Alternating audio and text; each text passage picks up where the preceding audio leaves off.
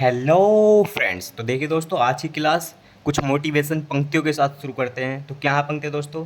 कि रख हौसला वो मंजर भी आएगा, प्यासे के पास चलकर समंदर भी आएगा। प्यासे के पास चलकर समंदर भी आएगा। थक कर ना बैठ ए मंजिल के मुसाफिर, थक कर ना बैठ ए मंजिल के मुसाफिर, मंजिल भी मिलेगी और मिलने का मज़ा भी आएगा।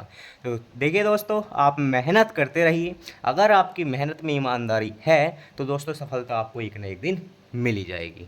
ठीक है दोस्तों, तो आइए अपनी क्लास को स्टार्ट करते हैं। दोस्तों मोटिवेट रहिए, मेहनत करते रहिए। तो दोस्तों यूपी पुलिस कांस्टेबल की सीरीज में एक नया टॉपिक है साझा, पार्टनरशिप। ठीक है दोस्तों, तो इसकी क्या कंसेप्ट होती है दोस्तों पार्टनरशिप की? तो देखिए इसमें हमें क्या देखना होता।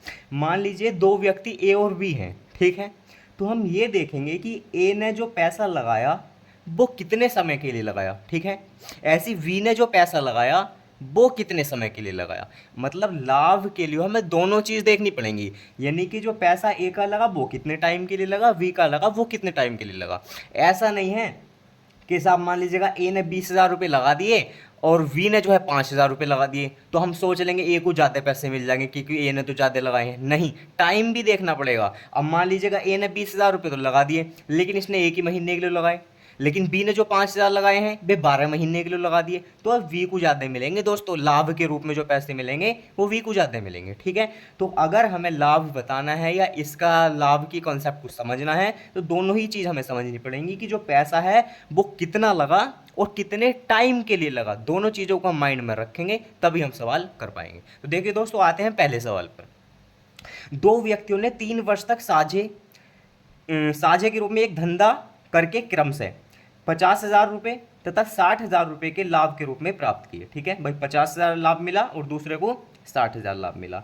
यदि पहला व्यक्ति रुपये 20,000 निवेश किया तो दूसरा व्यक्ति कितने रुपये निवेश किया। ठीक है, अब देखो इन्हें लाभ बता दिया कि भाई 3 वर्ष तक जो है साझे का धंधा करा और पहले को 50,000 का लाभ मिला, दूसरे को 60,000 का लाभ मिला। लेकिन ये बताया कि पहले व्यक्ति ने 20,000 लगाए हैं तो दूसरे व्यक्ति ने कितने हज़ार लगाए हैं। तो मान लेते हैं कि भाई चलो लिखा हुआ सवाल में कि पहले व्यक्ति ने 20,000 लगाए, हमने लिख दिए पहले व्यक्ति ने 20,000 लगाए। ठीक है, पहले व्यक्ति ने 20,000 लगाए, दूसरे व्यक्ति ने कितने लगाए पता नहीं, चाहे आप ना भी लिखें या चाहे आप एक्स भी लिख सकते हैं। अब देखिएगा दोस्तों, ये जो पैसे लगाए हैं ये 3 वर्ष तक लगाए हैं। सवाल में दिया कि दो व्यक्तियों ने 3 वर्ष तक साझे में एक धंधा करके, तो 3 वर्ष तक लगाए हैं, तो आप 3 भी लिख लीजिए। और 3 लिखना कोई ज़रूरी नहीं है, क्यों? क्योंकि 3 आप यहाँ भी लिखेंगे और 3 आप यहाँ भी लिखेंगे कि 20,000 लगाए 3 साल के लिए और x रुपये लगाए 3 साल के लिए, और वो 3 से 3 दोस्तों हमारा कट जाएगा। ठीक है, तो लिख भी सकते हैं नहीं भी लिख सकते, कोई इस पर फर्क नहीं पड़ेगा। तो हम नहीं लिख रहे। अब आइए, इसने 20,000 लगाए, इसने एक्स लगाए, कितने मिले? इसे मिले 50, 1 2 3, इसे मिले 60, 1 2 3। ठीक है दोस्तों, समझ में बात आ गई होगी। भाई लाभ के रूप में पहले को 50,000 मिले और दूसरे को 60,000 मिले।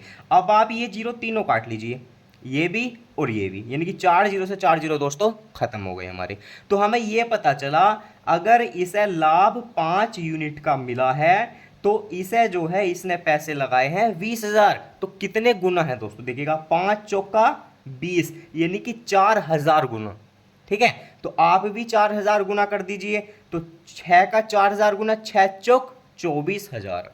समझ में बात आ रही है? तो दोस्तों अगर हम यहाँ 3 वर्ष लिखते हैं ना तो वो भी कट जाता है, जैसे जीरो कटे ना नीचे अनुपात में, तो अनुपात में जो चीज़ समान होती है वे कट जाती हैं। तो जीरो कट गए तो क्या बचा? 5 और 6 का लाभ बचा। तो हमने देखा कि अगर इसे 5 यूनिट का लाभ मिला तो इसने लगाए कितने हैं ऊपर?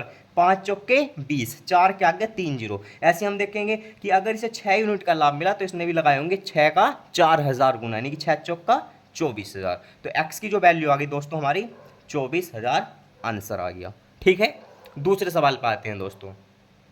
इसने दिया है कि 3 साझेदार क्रम से रुपये 60,000, 90,000 तथा रुपये x, अब देखिएगा इसके रुपए भी हमें नहीं मालूम है, लगाकर 6 महीने का व्यापार करते हैं। यदि अवधि के अंत में प्रत्येक को लाभ के रूप में इतने रुपए इतने रुपए इतने रुपए प्राप्त हों तो x का मान ज्ञात कीजिए। ठीक है दोस्तों, बिल्कुल सेम है। इसने कहा है कि 3 व्यक्तियों में दो के पैसे हमें पता हैं और तीसरे के पैसे हमें नहीं पता, लेकिन 6 महीने का व्यापार करते हैं दोस्तों, यानी कि इसने भी अपने पैसे 6 माह के लिए लगाए, इसने भी 6 के लिए लगाए, और तीसरे के जो पैसे हमें नहीं पता उसने भी 6 माह के लिए लगाए। तो 6 माह तो लिखना बेकार है, क्योंकि 6 माह तो तीनों में है और वो कट जाएगा दोस्तों जैसे हम अनुपात निकाल लेंगे। तो देखेगा कैसे, पहले ने लगाए हमारे कितने 60,000, हमने लिख लिए 60,000।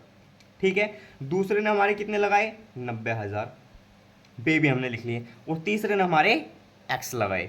6 महीने के लिए लगाए दोस्तों, तो 6 यहाँ लिखेंगे, 6 यहाँ लिखेंगे, 6 यहाँ लिखेंगे, और वो हमारा क्या हो जाएगा, कैंसिल हो जाएगा। दोस्तों ये छोटी छोटी बात मैं इसलिए बता रहा हूँ ताकि आप समझ पाएं, आप यो ना सोचें कि पता नहीं क्यों नहीं लिखा, कहाँ चला गया वो 6। ठीक है, और लिख इसलिए नहीं रहा क्योंकि लिखने का कोई फायदा है नहीं। ठीक है, अब आइए, प्रत्येक को क्रम से कितने कितने का लाभ मिला, 30, 45 और 40। अब दोस्तों देखिएगा कितने जीरो हैं, 1 2 3 4, 1 2 3, 1 2 3, यानी कि 3 जीरो सभी में से कट जाएंगे।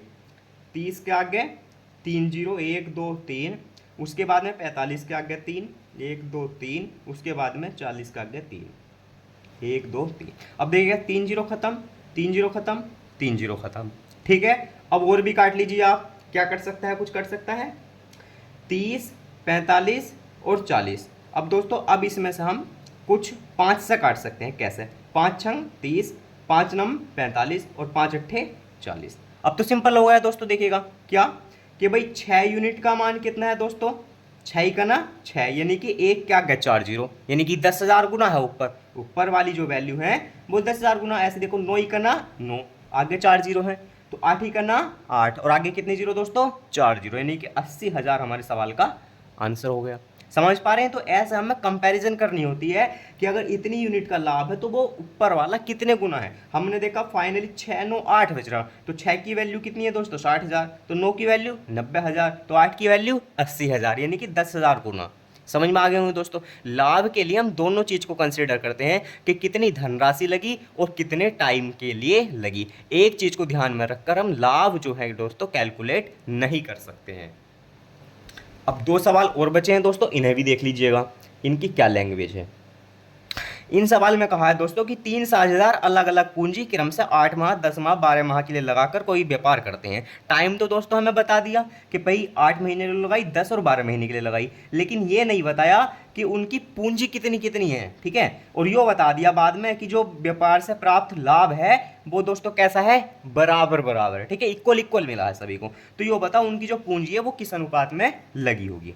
अब दोस्तों एक बात देखिएगा, अगर उन्हें लाभ बराबर बराबर मिला है, यानी कि जितना लाभ पहले को दूसरे को उतना लाभ, तीसरे को भी उतना लाभ, तो उनकी जो पूंजी है ना, चाहे वो किसी की कम या ज़्यादा भले ही लगी हो, लेकिन जो पूंजी का और समय का गुणनफल है वो हमेशा बराबर रहा होगा। सही है, क्योंकि लाभ 2 चीज़ पर दोस्तों निर्भर करता है, एक तो कितनी पूंजी लगी और कितने समय के लिए लगी, 2 चीज़ पर।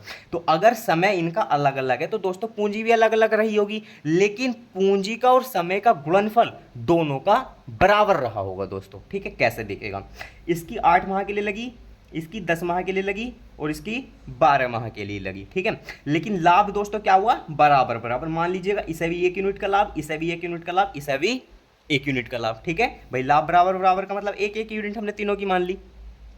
अब आप एक चीज देखिएगा कि अगर तीनों को लाभ बराबर बराबर मिला है तो तीनों की जो पूंजी है और जो समय है, अब यहाँ केवल समय समय ही तो दे रखा, लेकिन पूंजी तो यहाँ नहीं दे रखी। भाई पूंजी यहाँ आनी चाहिए, ऐसी यहाँ भी पूंजी आनी चाहिए और ऐसी यहाँ भी पूंजी आनी चाहिए। भाई पूंजी का और समय का गुणनफल ही तो लाभ को बाद में बताता है कि कितना किसा लाभ मिलेगा। तो हमें ये पता चला कि अगर लाभ बराबर बराबर मिला है तो इनके समय का और इनके धनराशि का जो पूंजी इन्होंने लगाई है उसका गुणनफल दोस्तों क्या रहा होगा, बराबर रहा होगा। अब आप देख लीजिएगा कि 8, 10 और 12 इन्हें बराबर कैसे करें, तो इनका एलसीएम लेकर आप इन्हें पहले काट भी सकते हैं थोड़ा सा और नहीं भी काट सकते। तो इनका एलसीएम लेंगे दोस्तों, 12 और 8 का कितना आ जाएगा 24, और 24 का 10 का दोस्तों कितना आ जाएगा 120। ठीक है, अब अगर 8 को 120 बनाना है तो कितने से गुणा करनी पड़ेगी, 15 अट्ठे 120। इसे बनाना है 120 तो 12 से गुणा करनी पड़ेगी, इसे बनाना है तो दोस्तों 10 से करनी पड़ेगी। तो 15, 12 और 10 ये रहा है इनकी पूंजी का अनुपात। ठीक है दोस्तों, कि किस अनुपात में पूंजी लगाइए समझ लीजिए। बराबर करने के लिए हम एलसीएम लेते हैं, 8 का और 12 का एलसीएम दोस्तों 12 दूनी 24, 8 भी काट देगा 24 को, और 24 और 10 का दोस्तों 24 पंजे 120। तो 120 इनका एलसीएम आ गया, तो तीनों को 120 बनाएंगे हम। जैसे ही पहले को 120 बनाना होगा तो 15 से गुणा करनी होगी, दूसरे में 12 से और तीसरे में 10 से। तो 15, 12, 10 ये इनकी पूंजी रही है और ये इनका टाइम रहा है। तभी देख लीजिएगा इक्वल हो गया, 15 अट्ठे 120, 12 धम 120 और 10 की 12 में 120 बराबर बराबर होगी, तभी कट के जो है लाभ एक एक यूनिट इनका आया होगा। ठीक है दोस्तों, नेक्स्ट सवाल देखते हैं। एक्स और वाई एक व्यापार में साझेदार हैं। एक्स पूंजी का 1/3 भाग 9 माह के लिए लगाता है। देखिएगा दोस्तों, पूंजी का 1/3 भाग, यानी कि टोटल पूंजी अगर 3 लगाई हुई है व्यापार में तो एक्स ने केवल 1 ही लगाया है। समझ लीजिएगा इस चीज़ को ध्यान से, यो ही इसमें समझने लायक बात भी है कि एक्स पूंजी का, अगर टोटल पूंजी व्यापार में 3 लगी हुई है तो एक्स ने केवल उसमें से 1 लगाया है। ठीक है दोस्तों, आगे आते हैं। और वाई लाभ का 2/5 भाग प्राप्त करता है। अब देखिए, अगर टोटल लाभ का अगर टोटल लाभ हमारा 5 होता है तो वाई को उसमें से 2 यूनिट मिलता है। ये सवाल में दोस्तों कहा गया है। तो वाई का धन व्यापार में कितने माह के लिए लगा था? तो दोस्तों देखिएगा, ये एक्स है, ये वाई है। ठीक है, क्या जानकारी दी है लिख लीजिएगा कि एक्स पूंजी का 1/3 भाग लगाया, यानी कि एक्स ने पूंजी में से कितना लगाया? 3 में से 1। अगर पूंजी टोटल हमारी 3 है तो एक्स ने तो 1 लगाया, तो अगर एक्स ने 1 लगाया तो वाई ने 2 लगाया होगा। हाँ है ना? बताइए भाई, पूंजी तो टोटल 3 है ना, तो एक्स पूंजी का 1/3 भाग यानी कि 3 में से 1 भाग, तो 1 हमने लिख लिया, तो वाई ने 2 लगाया होगा। अब एक्स ने कितने महीने के लिए लगाया है? 9 महीने के लिए, वो भी हमने लिख लिया। वाई ने कितने महीने के लिए लगाया है? यही हमसे मालूम किया है। ठीक है, कोई बात नहीं। अब देखिए लाभ की बात, कि वाई जो है लाभ का 2/5 भाग प्राप्त करता है। अब 2/5 का मतलब क्या, कि 5 में से 2 मिल रहे हैं वाई को, तो 5 में से 2 मिल रहे हैं वाई को, तो एक्स को दोस्तों कितने मिल रहे होंगे? 3 मिल रहे होंगे। बताइए भाई, टोटल तो 5 है, तो 5 में से 2 वाई को मिलेंगे तो एक्स को 3 मिलेंगे। अब देख लीजिएगा, 9 का ना 9। ठीक है दोस्तों, ऊपर देखिएगा 9 का ना 9, तो 3 का 3 गुना ना है। बताइए भाई, 3 क्या 9 भाई, ऊपर हमारा कितना बना कि अगर एक्स ने 1 पूंजी लगाई है 9 महीने के लिए लगाई है, तो टोटल कितना बन गया? 9 का ना 9, और वो नीचे जो 3 है उसका 3 गुना है, तो 3 3 9, तो ऊपर भी 3 गुना होना चाहिए भाई। अगर 3 का 3 गुना है तो 2 का भी तो 3 गुना होना चाहिए, तो 2 तिया 6 आना चाहिए ऊपर, जबकि है कितना? 2। तो कितने की कमी है दोस्तों? 3 की कमी है, 2 तिया 6, तो 3 माह हमारा आंसर आ जाएगा। दोस्तों देखिएगा, अभी मैंने कंसेप्ट बताया था कि लाभ टोटली डिपेंड करेगा कि कितनी पूंजी हमारी, कितनी धनराशि लगी है और कितने टाइम के लिए लगी है। अब यहाँ धनराशि तो 1 लगी थी 9 माह के लिए, यहाँ जो है दोस्तों क्या हुआ था, यहाँ हमारी धनराशि लगी थी, लेकिन कितने टाइम के लिए लगी थी ये हमें नहीं पता था, बट हमें लाभ पता था। तो हमने देखा कि यार इसकी धनराशि तो टोटल 9 लगी है, तो इसे लाभ 3 यूनिट का मिला है, यानी कि जो लाभ मिला है उसका 3 गुना धनराशि लगी है। तो जो लाभ इसे मिला है इसकी भी 3 गुनी ऊपर धनराशि लगी होगी, टोटल धनराशि और टाइम का गुणनफल। तो हमने देखा कि 2 तिया 6, यानी कि 6 आना चाहिए, लेकिन यहाँ तो केवल 2 पूंजी है, तो 3 माह के लिए लगाया होगा। ठीक है दोस्तों, तो फाइनली हमने 4 सवाल दोस्तों कंप्लीट कर लिए हैं, और इन सवालों के माध्यम से दोस्तों मैंने आपको समझाने का पूरा प्रयास करा है कि दोस्तों आप साझेदारी की एक कंसेप्ट समझ जाएं। और भी एक वीडियो ला सकते हैं दोस्तों, टाइम मिला तो हमें। ठीक है, तो दोस्तों अगर वीडियो आपको अच्छी लगी है तो दिल से दोस्तों लाइक कीजिएगा, चैनल को सब्सक्राइब कीजिए और वीडियो को दोस्तों शेयर कीजिए, और साथ के साथ दोस्तों आप कमेंट करना बिल्कुल भी ना भूलें। थैंक यू दोस्तों।